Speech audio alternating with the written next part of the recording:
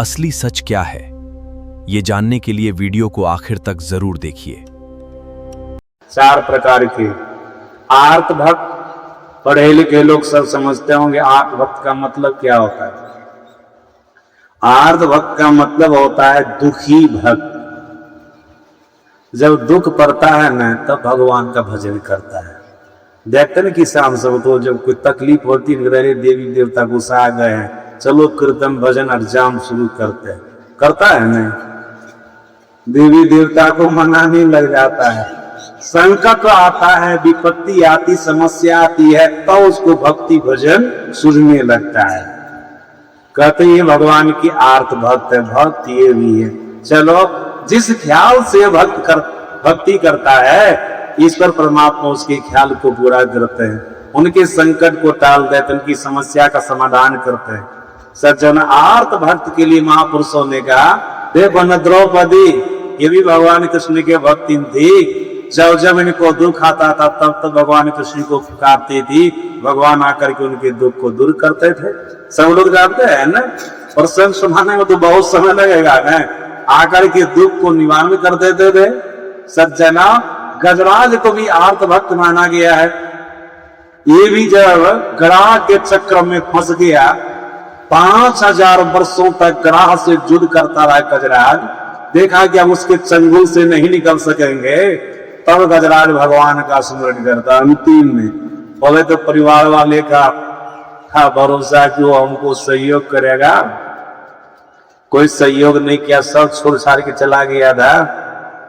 फिर अपना बल का भरोसा, हम अपने बल से ग्रास पर विजय प्राप्त करेंगे। अपना बल भी हरास हो गया, नाश हो गया।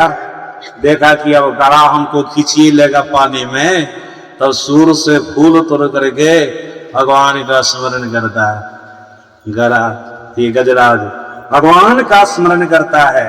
हे गोविंद राखु शरण अवतु जीवन हारा, नाक कान डूबन लगे तो श्री कृष्ण को पुकारा। तो भगवान तो दयालु होता है ना। आए गरा की गर्दन को काटे, उसके चंगुल से उनको निकाले। संकट से निकाल दिए ना, दुख से निकाल दिए ना भगवान। सज्जनों आप कहेंगे हाथियों सब भगवान का भजन कर लेता, हाथी तो नहीं करता है। अगस्त उन्हीं का श्राद्ध था, उनका अपमान किया तो तू हाथी बन जाओ। और उन्हीं का आशीर्वाद था कि भारी संकट में पड़ेगा ना तब तुमको भगवान का स्मरण होगा, उसी समय तुमको मोक्ष मिलेगा, मुक्ति मिलेगी, इसलिए कर लिया। नहीं तो हाथी जानवर के भगवान का भजन करता है।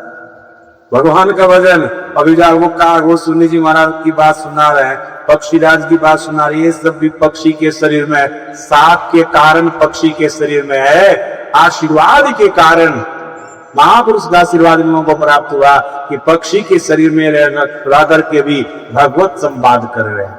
नहीं तो भक्ति से भगवत संवाद करेंगे, दुख सुख की चर्चा करेंगे, परमात्मा की भक्ति की चर्चा करेंगे नहीं। ये सब व्याकरण का विवाद है, ऐसा हो जाता है कभी जीवन में। सज्जना ये सब आर्त भक्त है। प्रहलाद जी को भी आर्त भक्त माना गया है, दुखी भक्त माना गया है। अभी भी संसार में दुख पड़ने पर, समस्या आने पर, संकट आने पर जो भगवान का भजन करता है, भगवान का स्मरण करता, भगवान का आर्त भक्त कहलाता है।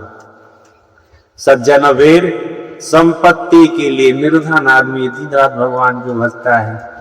हे भगवान हम निर्धन आदमी हैं, बहुत दुख है, नहीं दरिद्र सम जग दुख माई, बहुत दुख है हमको, संसार में बड़ा कष्ट है, कृपा कीजिए धन हो जाएगा। ये सब जो भक्त है मैं अर्थार्थी है, धन को पाने के लिए भगवान का भजन करता है। और जब धन हो जाता है ना, भगवानों को भूल जाता है।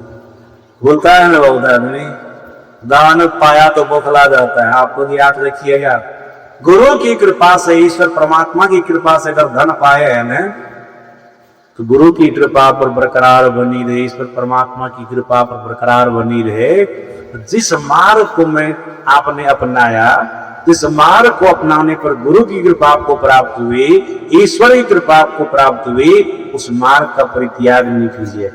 तो जिस गुरु को ईश्वर को देने आता है ना, उसको लेने भी आता है। समझ रहे ना, जिनको देने आता है उसको लेने भी आता है। अगर उनके मार्ग से आप भटक जाएंगे, जैसे वो दिए वैसे ले भी ले।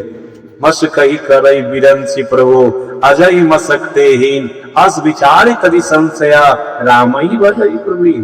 वो सामने तो सीताजी महाराज कहते हैं अगर ब्रह्मा भी परमात्मा की भक्ति से सुदूर रहता है, ऐसे ब्रह्मा को भी परमात्मा मच्छर से भी तुच्छ प्राणी बना देता है। आप लोग को सुने ही होंगे कभी, भगवान श्री राम सिंहासन पर बैठे हुए थे, वहां पर एक कुत्ता आ जाता है, बहुत जोर से छींकता है, उसके छींकने से उसकी नाक से एक कीड़ा निकला। हनुमान जी वहीं चमन डुला रहे थे, भगवान श्री राम बहुत जोर से मुस्कुराए। हनुमान जी कहते प्रभु क्यों मुस्कुरा गए? कहा देखा नहीं कुत्ता छींका? कसो तो देखा, कुत्ता के छींकने पर आप भौंक दीजिएगा, मर्यादा पुरुषोत्तम है, इसमें कोई कारण है, कारण बताइए। तब कारण बताया, अभी जो कुत्ता की नाक से कीड़ा निकला न, अभी वो ब्रह्मा के पद से च्युत हो गया वो जीव, वो कीड़ा के अंदर में जो जीव है ना, अभी ब्रह्मा बन करके बैठा था, उनका पुण्य समाप्त हो गया न, देखो न पुण्य समाप्त होते कुत्ता का नाक का कीड़ा हो गया।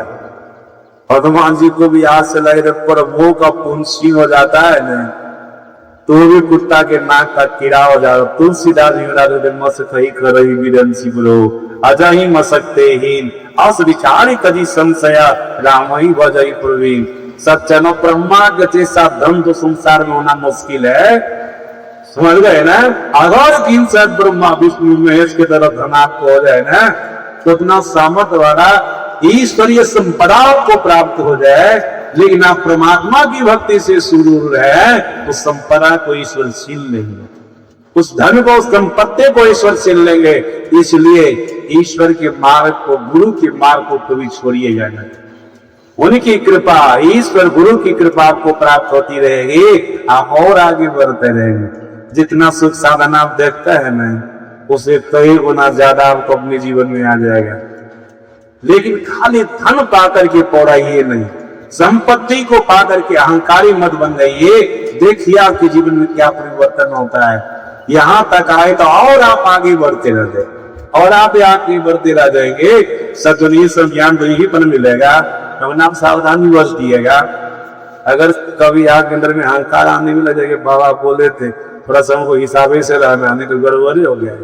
जब ब्रह्मा कुत्ते का नाक का कीड़ा हो सकता है, तो हम क्या है? हम भी तो तुच्छ प्राणी है, हम भी तो कुछ बन सकते हैं। इसलिए थोड़ा सावधान रहना है।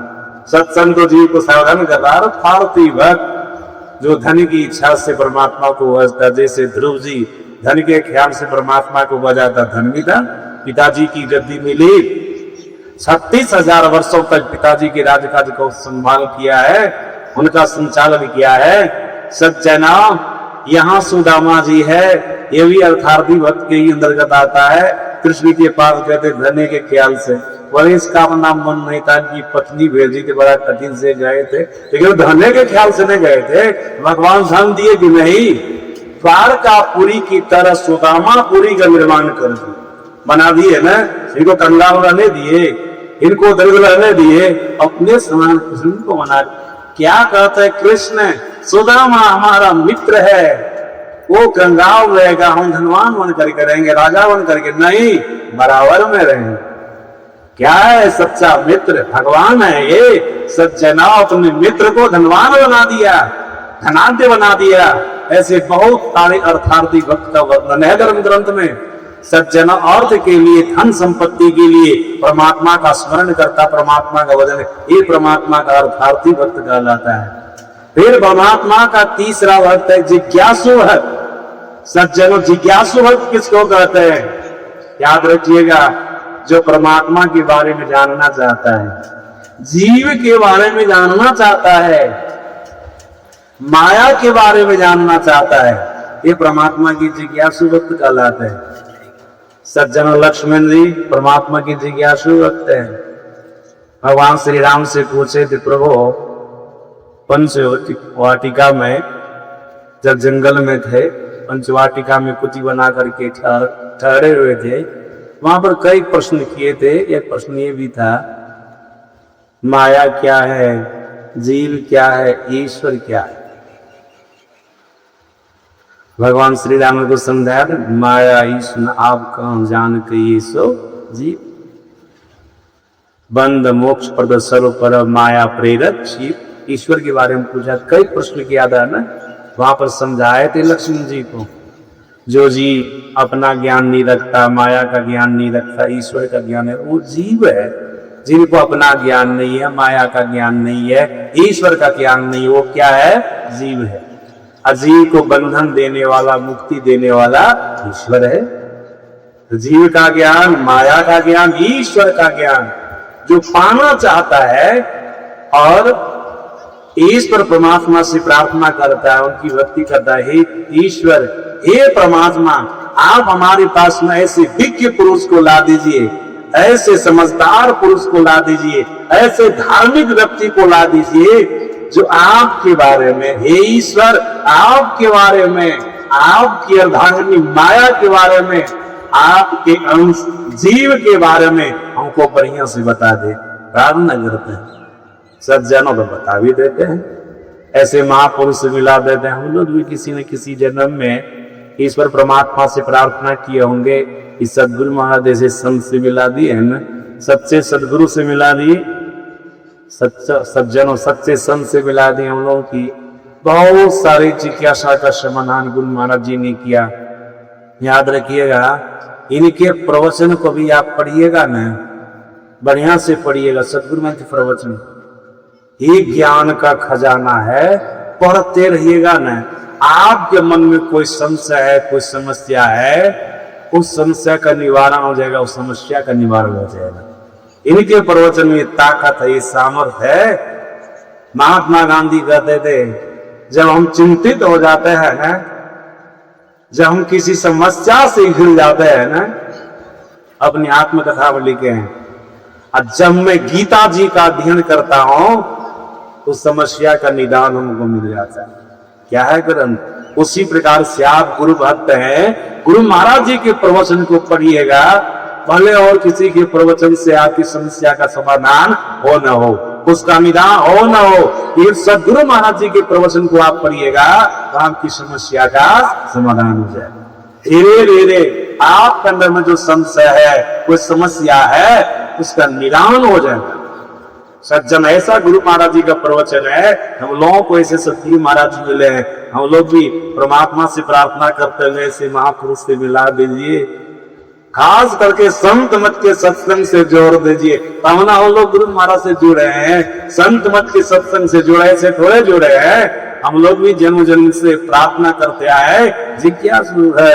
सज्जनों, नचिकेता जिज्ञासु भक्त की गिनती में आता है, हनुमान जी जिज्ञासु भक्त की गिनती में आता है, बहुत सारे महापुरुष का नाम आता है जिज्ञासु भक्त। ये पक्षीराज गरुड़ जी, ये भी तो जिज्ञासु भक्त है, ये भी तो जिज्ञासा कर रहे हैं, ईश्वर क्या है, माया क्या है, जीव क्या है, भक्ति, बहुत सारी जिज्ञासा इनकी है। तो सज्जन, ये जिज्ञासु भक्त परमात्मा से प्रार्थना करते हैं, ऐसे महापुरुष से मिला दीजिए जो हमारी जिज्ञासा का समाधान, जिज्ञासा के समाधान के लिए परमात्मा की भक्ति करते हैं, तो परमात्मा ऐसे महापुरुष से मिला देते हैं, उनकी जिज्ञासा का समाधान हो जाता है, समाधान हो जाता है। सच है ना?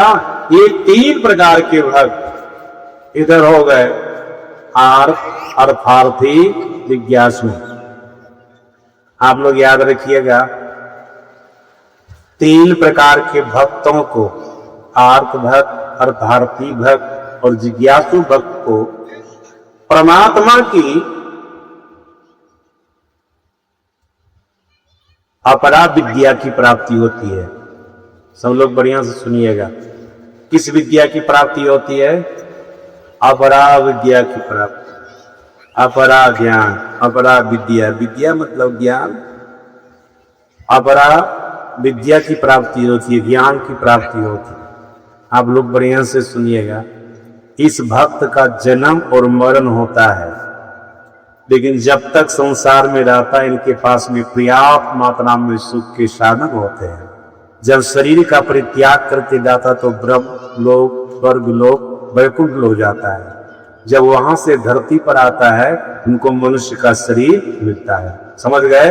तीन प्रकार के भक्तों को, आर्त भक्त को, अर्थार्थी भक्त को और जिज्ञासु भक्त को बार बार मनुष्य का शरीर मिलता है। ये जन्म मरण के चक्र में रहता है, इसको अपरा विद्या की प्राप्ति हुई है। सज्जनों याद रखिएगा, ऐसे वेद ऐसे भक्त को चारों वेद का ज्ञान होता है गुरु की कृपा से, भक्ति के प्रभाव से। छह वेदांग का ज्ञान होता है, मतलब 6 शास्त्र का ज्ञान होता है। जितने धर्म ग्रंथ की रचना महापुरुषों ने की है, सारे धर्म ग्रंथों का ज्ञान इनको होता है। और जितने अष्टसिद्धि 9 निधि की प्राप्ति के बारे में महापुरुषों ने धर्म ग्रंथ में लिखा है, उनको अष्टसिद्धि 9 निधि की प्राप्ति हो जाती है। बस यही है, अपरा विद्या को प्राप्त करने वाले जो भक्त होते हैं, ये जो 3 प्रकार के भक्त हैं, अर्थार्थी जिज्ञासु भक्त, जन्म मरण के चक्र से नहीं छूट पाते हैं।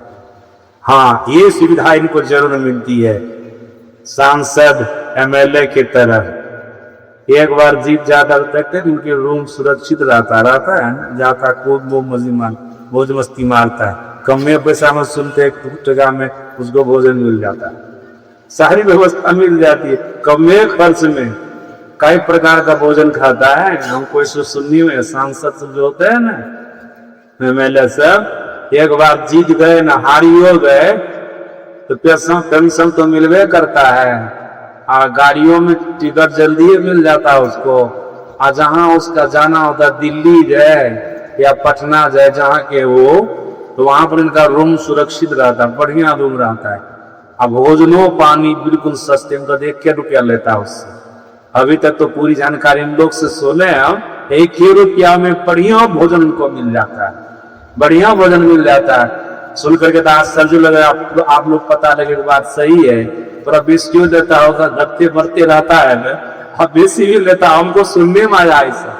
एक बार उसी प्रकार से आओ, एक बार परमात्मा का अर्थार्थी जिज्ञासु भक्त बन करके देखिए, सज्जनों सांसद एमएलए के तरफ हो जाइएगा, मरिएगा तो स्वर्ग ब्रह्म लोग वैकुंठ लोग ऑफिस आपका वहां पर रखा रहेगा, वहां का सुख भोगिए। अब धरती पर आइएगा तो मनुष्य का शरीर घनाटे घर मिलेगा, जहां पर किसी चीज की कोई कमी नहीं रहेगी, यहाँ पर भी आनंद से रहिए।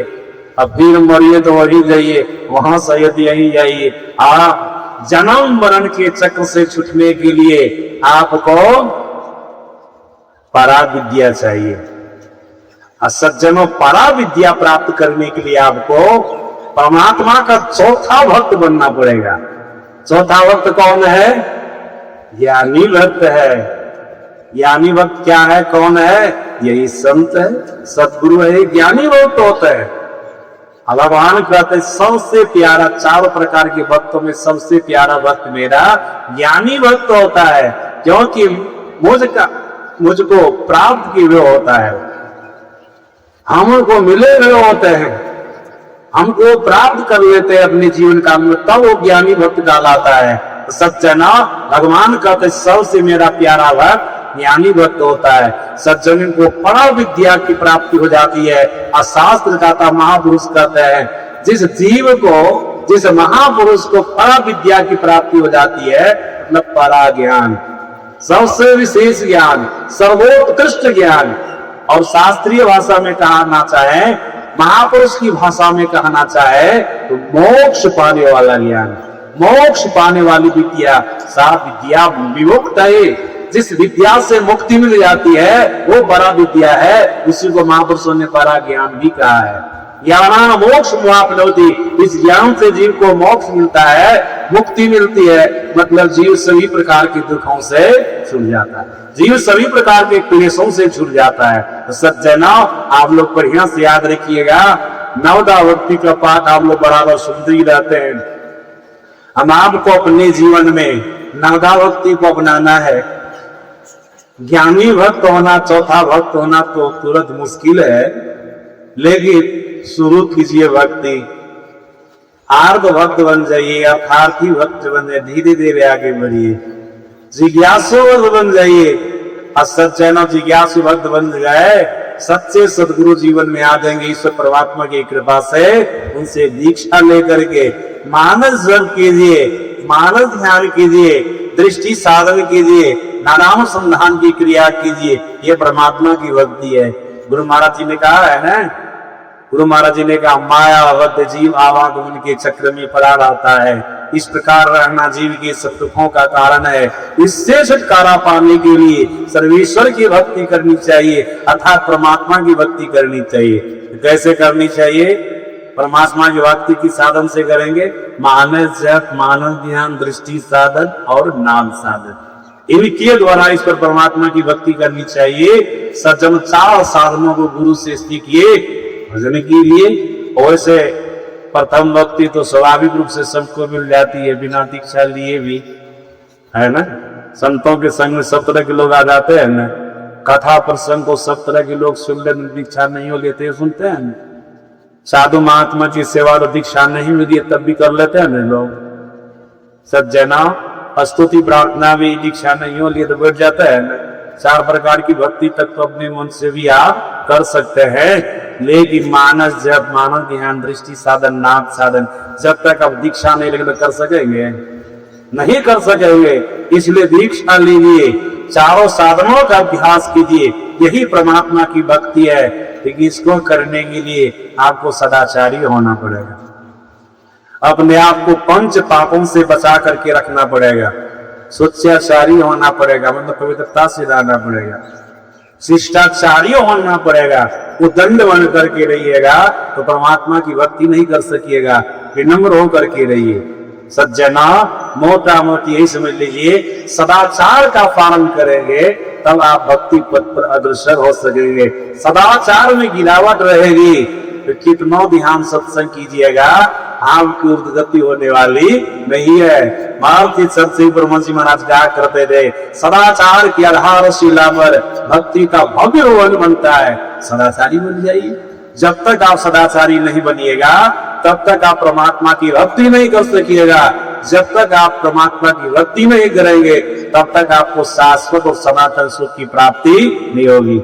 आप जन्म मरण के चक्र से नहीं छूटेंगे। हम लोग सदगुरु महाराज जी ने कहा, आवाज अमन सम दुख दूजा, है नहीं जग में कोई, इसकी निवारण के लिए गुरु भक्ति करनी चाहिए। सज्जनों, परमात्मा की भक्ति करेंगे, हमें शाश्वत और सनातन सुख की प्राप्ति होगी। हम लोग वो करनी चाहिए। सभी तो छुटवे करेगा, मरवे करेंगे। अब परमात्मा की भक्ति करके मरेंगे न दोबारा मनुष्य का शरीर मिले। अब परमात्मा की भक्ति करके नहीं मरेंगे दोबारा मनुष्य का शरीर मिलेगा? नहीं मिलेगा। हम नहीं कहते, समुद्र साहब ने कहा नहीं, दीवाने मन भजन बिना दुख पहियो, पहला जन्म भूत का पही, बड़ा जन्म भूते का हो जाए। उसके बाद 2.25 अरब वर्ष तक अन्य प्रकार की जोनियों में भटकिएगा। कितने एकठल आदमी होता, साधु महात्मा की बात मानता है, कहता बस वैसे बोलते, बोलो तो तुम ऐसे जाएगा 84 में तब पता चलेगा, अभी थोड़े पता चलेगा। अभी तो साधु महात्मा की बात को झुठला दो, मजाक में उड़ा दो, पता चलेगा। भक्ति के बिना मोरेगा, नरक में जाएगा, पशु पक्षी की जोनी में जाएगा, कीड़े मकोड़ी की जोनी में जाएगा, भूत प्रेत के शरीर में जाएगा, तब पता चलेगा।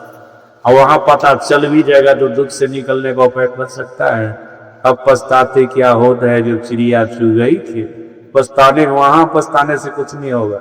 इसलिए अब ये सावधान हो जाइए, बहुत बढ़िया मौका है। ईश्वर परमात्मा की कृपा से मनुष्य का शरीर मिला हुआ है। ऐठिए नहीं धन संपत्ति को पा करके। कितने तो निर्धनों लोग सब ऐठता है ना, ये कौन सा उसी सबको करने से पेट भरेगा, ऐसे बोलता है। अपना काम धंधा छोड़ कर चलेंगे सत्संग करने के लिए, भक्ति भजन करने के लिए, उसका पापी से बुलवाता है। जन्म जन्म का पाप है अभी के अंदर में, कुछ संस्कारी है। इसलिए भक्ति भजन के लिए, बढ़िया कर्म के लिए ऐसा बोलता है, उसी को करने से हमारा पेट भरेगा। हाँ जी करो ना, पेट भरेगा। सबका पेट भरता है, तुम्हारा नहीं भरेगा। साधुओं महात्मा को देखता है कि पेट भर रहा है, इतना बढ़िया बढ़िया भोजन सचन हम भी लोग देखते हैं कितना बढ़िया, और इतना लोग देता बढ़िया बढ़िया खाने के लिए, काजू किशमिश खा पाते हैं? खाएंगे तो तुरंत मर जाएंगे लोग। बच बच करके खाते, थोड़ा थोड़ा खाते, हिसाब से खाते हैं। क्या है? चलने के लिए बढ़िया सवारी, रहने के लिए बढ़िया घर। सत्संगियों के यहाँ जाते हैं, मैं बढ़िया घर में है, और तब भी देखते साधु महात्मा जो छोड़ करके अपना उनको दे देते है ना, भक्ति का प्रभाव है ना। सच में सबको दे देंगे, सबको घर छोड़ देंगे सत्संगी। जो देखते हैं भगवान की भक्ति करते हैं, गुरु की भक्ति को, उसी में ना छोड़ते हैं। कितना बढ़िया मकान देते रहने के लिए, क्या कमी है। अपना घर में यूं बनाते हैं महात्मा, कहियो रोज बढ़िया घर में रहते हैं। अपना धन संपत्ति नहीं है तब भी बढ़िया भोजन करते हैं, बढ़िया सवारी बचल। किसका प्रभाव है? भक्ति का प्रभाव है। भक्ति कीजिएगा तो आपके जीवन में भी ऐसा आवेगा। गुरु महाराज जी ने कहा भजन करने वाले को कभी किसी चीज की कमी नहीं होती है, बस सर पे बढ़िया से भजन करे।